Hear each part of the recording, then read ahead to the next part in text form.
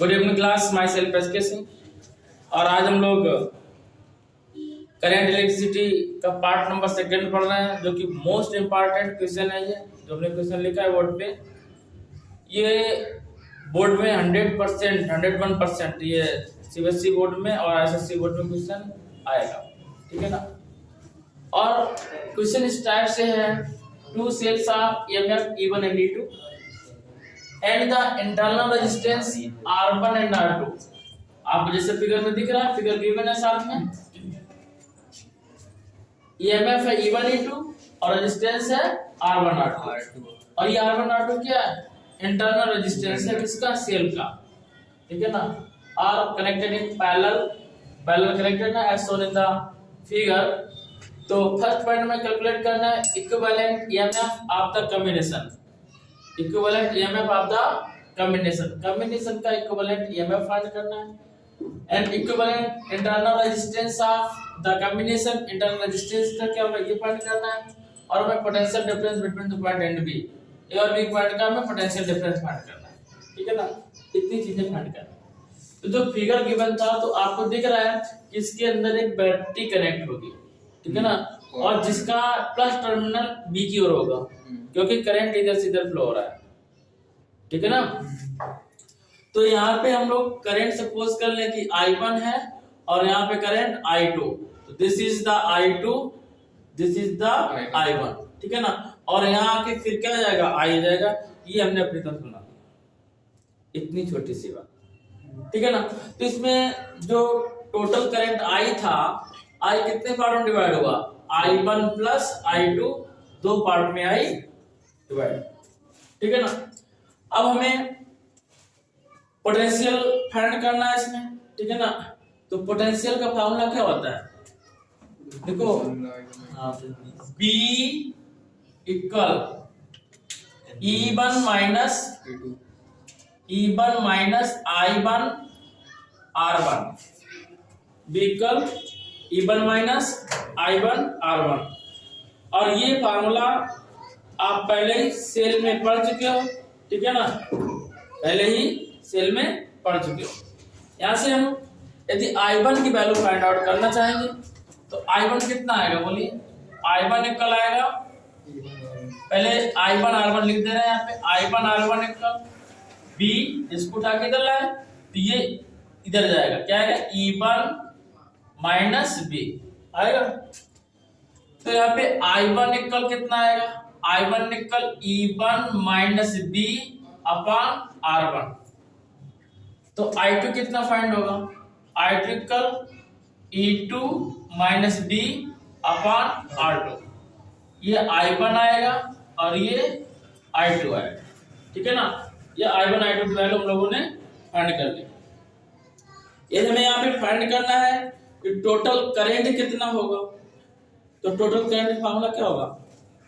I equal I1 plus I2, जो कि हम लोगों ने फर्स्ट क्वेश्चन से मान सपोज करते हैं, सेकंड थर्ड, ठीक है ना। I equal I1 plus I2।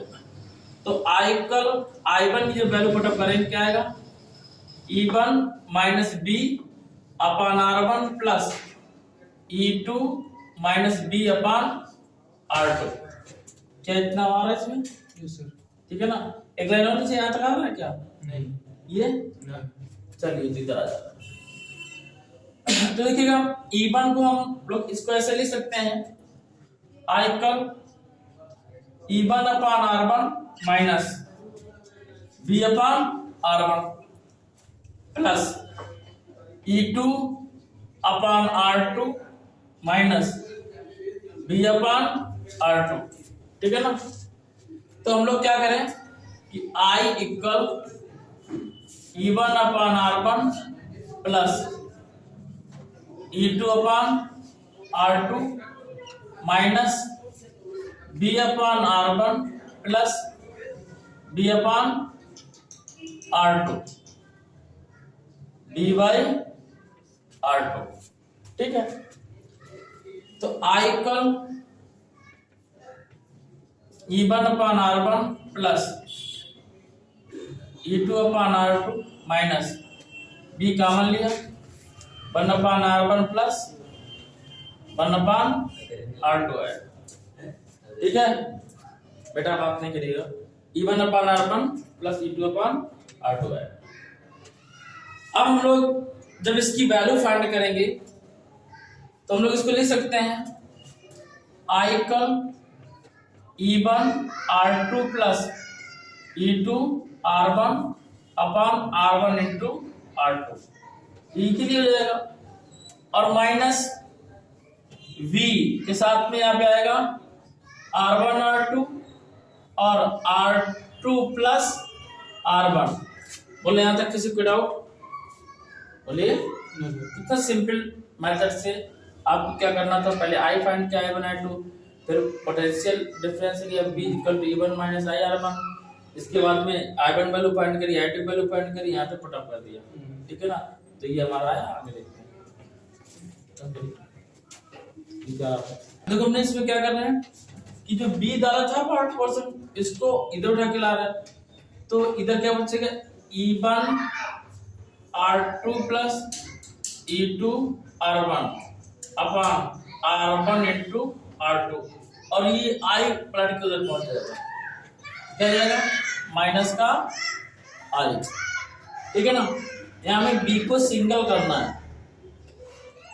B को सिंगल करना है। जब B सिंगल होगा तो ये पोर्शन उठ के ऊपर जाएगा और ये पोर्शन कहाँ जाएगा, अपॉन जाएगा। तो B इक्वल क्या आएगा E1 R2 plus E2/R1 upon R1 into R2। ध्यान समझिएगा, ये उठ के इधर जाएगा तो ये कहाँ जाएगा ऊपर की ओर, R1 R2 upon R1 plus R2 minus I, ये जाएगा ऊपर R1 R2 upon R1 plus R2 upon R1 plus R2।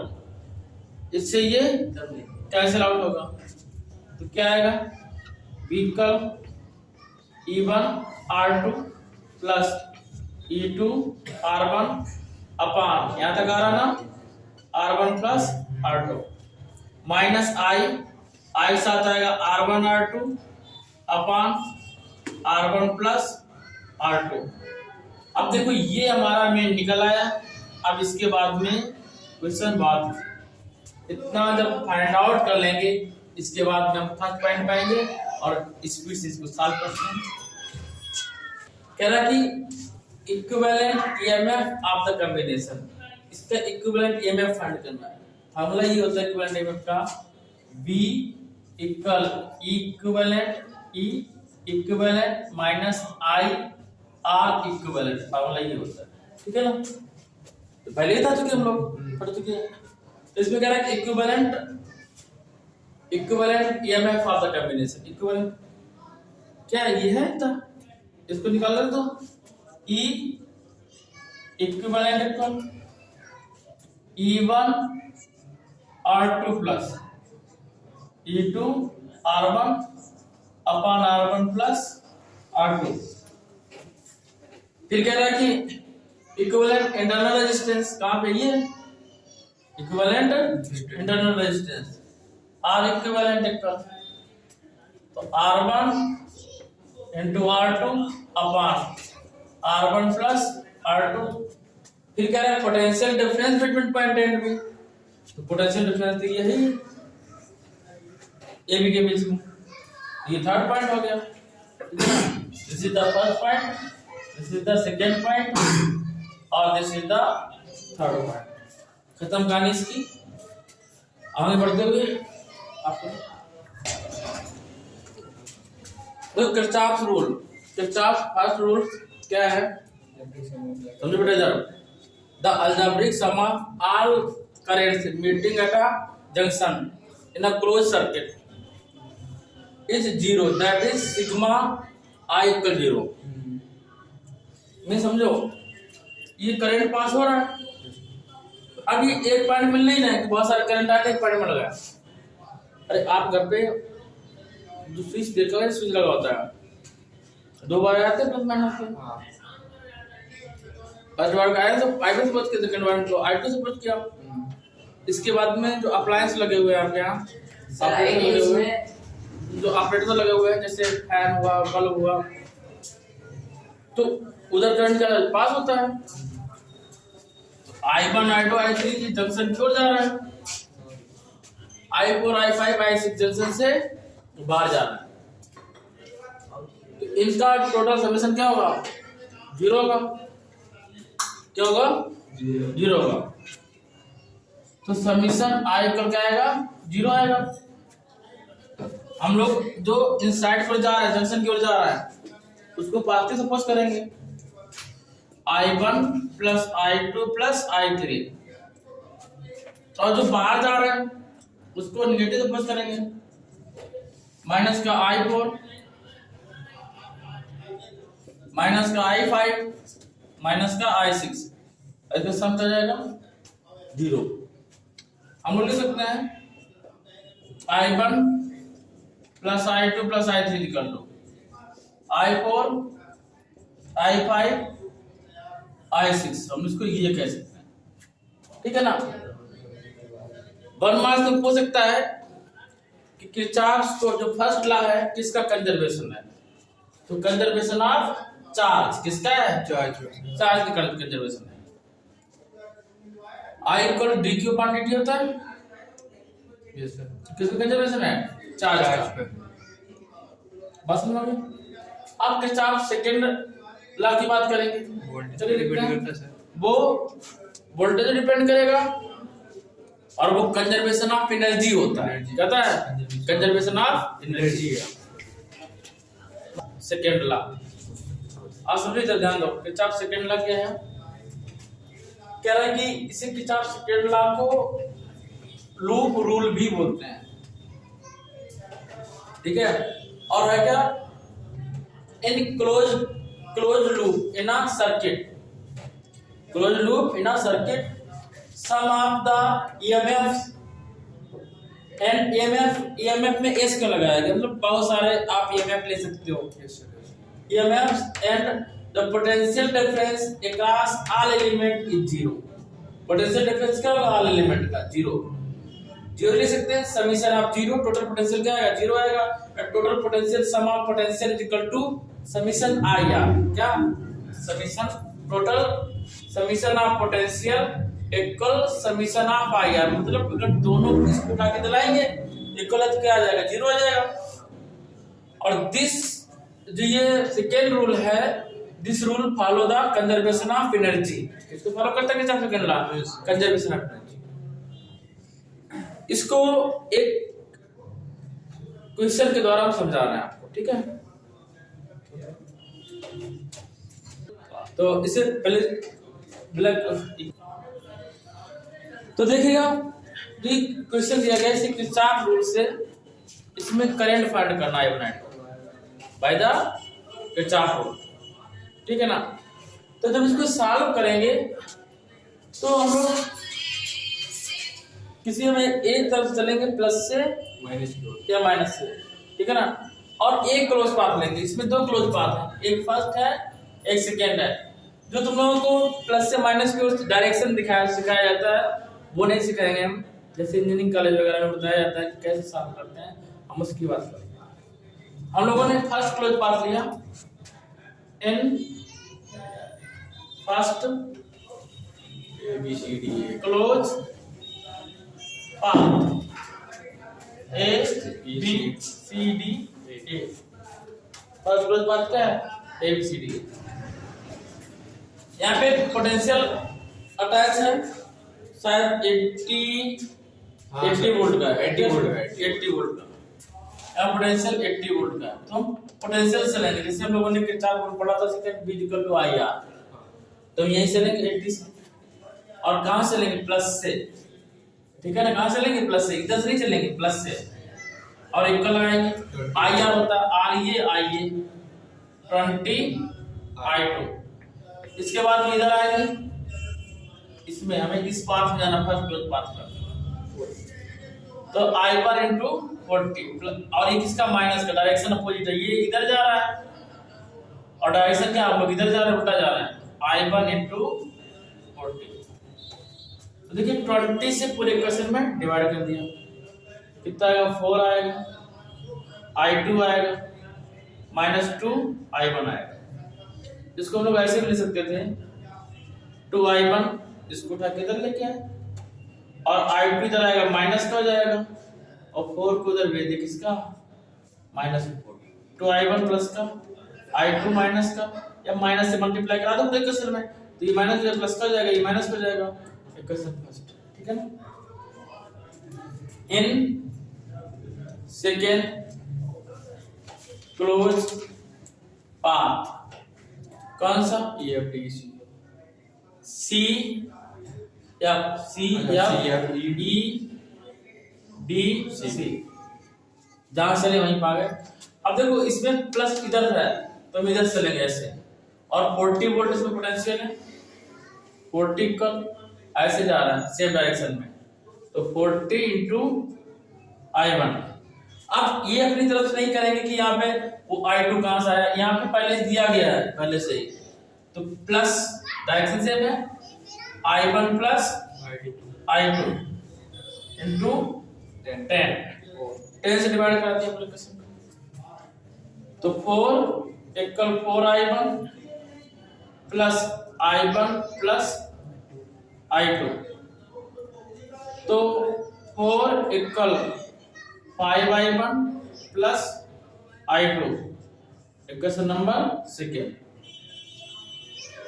अब first equation plus second equation करना, तो फर्स्ट इक्वेशन है 2I1 माइनस I2 इक्वल -4, यहाँ पे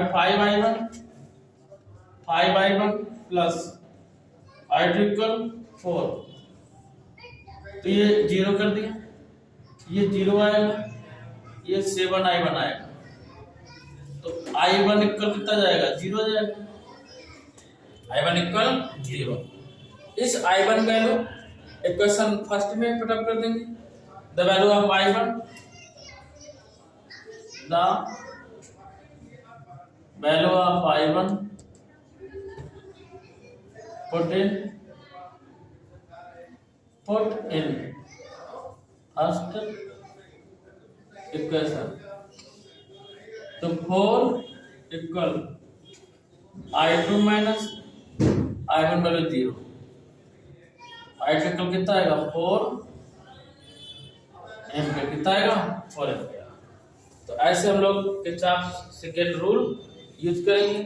अब एक और पढ़ेंगे, लास्ट है व्हीटस्टोन ब्रिज, ठीक है। देखिएगा आज का हमारा लास्ट टॉपिक है व्हीटस्टोन ब्रिज। देखिए व्हीटस्टोन ब्रिज होता है क्या था, मुझे पहले बात करो। इसमें 3 नॉन रेजिस्टेंस होते हैं बच्चा, एक अननोन रेजिस्टेंस होता है, और उस अननोन रेजिस्टेंस को हम लोग बैलेंस करते हैं और बैलेंस कर लेते हैं। जब जो रेजिस्टेंस इसकी वैल्यू होगी सेम इसकी वैल्यू होगी। देखिए अभी हम प्रूव करके लाएंगे, इसमें क्या आता है 3 रेजिस्टेंस नॉन रेजिस्टेंस, क्योंकि उनकी वैल्यू में पता होगा कि इसकी वैल्यू कितनी है, इसकी वैल्यू कितनी है, इसकी वैल्यू कितनी है। एक रेजिस्टेंस अननोन होगा, उसकी वैल्यू फाइंड करनी है।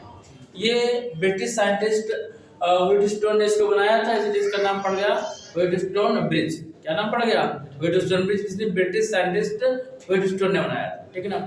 इन्होंने जब देखा कि कई सारे वायर एक साथ कनेक्ट होते हैं, तो उसको सॉल्व करने के लिए इन्होंने किरचॉफ सेकेंड रूल से इसको प्रूव किया। किससे? किरचॉफ सेकेंड रूल से। हमने सपोज कि हमें 3 रेजिस्टेंस बताया P, Q, R, और चौथा रेजिस्टेंस एक अननोन रेजिस्टेंस है, और इसे हमें सॉल्व करना है। तो इसलिए हम थ्योरी नहीं लिखाएंगे, आप लोगों को पता है थ्योरी तो आपको पता ही होगी, ठीक है। हमें केवल इसका कैसे डेरिवेशन वगैरह करते हैं उसके बारे में बताएंगे। तो देखो फर्स्ट इसे हम नंबरिंग दे रहे हैं A, B, C, D, और जब ये बैलेंस ब्रिज होगा, एक बात और समझिएगा, जब ये ब्रिज बैलेंस्ड होगा तो ये यहाँ पे गैल्वेनोमीटर लगा होता है। गैल्वेनोमीटर में कोई डिफ्लेक्शन नहीं होगा। जब कोई डिफ्लेक्शन नहीं होगा मींस इसमें करंट पास नहीं हो रहा होगा। इसमें बच्चा ये BD में करंट पास नहीं होगा, तब ये बैलेंस ब्रिज होगा, ठीक है ना। इसका आप घर पे भी एक्सपेरिमेंट कर सकते हो। आप 4 बल्ब लीजिएगा, ठीक है ना, 5 बल्ब और सेम रेजिस्टेंस पे, ठीक है, रेजिस्टेंस डिफरेंट ना हो, और ऐसे वायर से कनेक्ट कर देंगे। यहाँ पे जहाँ रेजिस्टेंस लगा हुआ है बल्ब कनेक्ट कर देंगे, ठीक है ना। तो ये पांचवा जो बल्ब होगा मिडिल वाला, बच्चे जो गैल्वेनोमीटर वाला, तो ये ग्लो नहीं करेगा, ये बल्ब ग्लो नहीं करेगा, ठीक है ना। और जैसे यहाँ पे आपने 10 वाट के बल्ब लिए, तो और ये भी 10 वाट, तो बल्ब ग्लो नहीं करेगा। जब कनेक्शन करेंगे 4 ग्लो करेंगे, ये किलोमीटर वाला ग्लो नहीं करेगा। और जैसे ही 10 जगह 5 वोल्ट के 5 वाट के या 15 वाट का बल्ब लगाएंगे, तो ऐसे ही पांचों बल्ब ग्लो करने लगेंगे, ठीक है ना। तो आप समझ लेंगे, ठीक है ना। सेम टाइम जब लेंगे तो ये बीच वाला ग्लो नहीं करेगा, ठीक है ना। तब ये कहलाएगा ये बैलेंस्ड ब्रिज कहलाएगा, ठीक है ना। तो हम इसमें यूज करेंगे फर्स्ट सर्किट में in first close path ABDA, in first close path ABDA, ठीक है ना। यूजिंग किरचॉफ रूल, कौन सा रूल यूज करेंगे? Kirchhoff rule. तो देखो हम लोग यहाँ पर चलें, I1 into P, ये P रेजिस्टेंस है, ऐसा है कि इसमें करंट पास नहीं होगा, फिर इधर जाएगी, तो अपोजिट डायरेक्शन है, माइनस I2 into क्या आएगा? I2 into R equal potential है 0, तो I1P equal I2R, equation number first. In second close path VCDB। अब ये लेंगे तो यहां से लेंगे I1Q और यहां अपोजिट आ रहा है minus I2X equal 0, I1Q equal I2X, equation number second. First equation का सेकेंड इक्वेशन के इक्वल कर देंगे या डिवाइड करा दें फर्स्ट में सेकेंड। तो हमारे पास क्या है, देखो I1P इक्वल I2R, यहाँ पे I1Q upon I2X, I1P by Q equal R by X। Unknown resistance हमें फाइंड करना है X, तो X की वैल्यू कैसे फाइंड कर सकते हैं? Q into R upon P। बात समझ? Yes sir. तो जब भी आपको सॉल्व करना हो तो वीडियो स्टूडेंट में वैल्यू दी रहेगी, इसमें रेजिस्टेंस में कुछ भी हो सकता है रेजिस्टेंस, ठीक है ना। तो हम किरचॉफ सेकंड रूल यूज करके सॉल्व कर लेंगे। तो बच्चा पढ़ते रहिए, आप लोगों के मार्क्स बहुत अच्छे आएंगे, ठीक है ना। आप पढ़ते रहिए और किसी से अपने आप को कम मत आकिएगा, ठीक है ना। और आप अच्छे मार्क्स फाइंड करेंगे, आपको बस वीडियो देखना है, ठीक है ना। और प्रॉपर रूप से नींद लेनी है, अच्छा खाना खाना है। मिलते हैं नेक्स्ट वीडियो के साथ, तब तक के लिए SK सिंह का जय हिंद।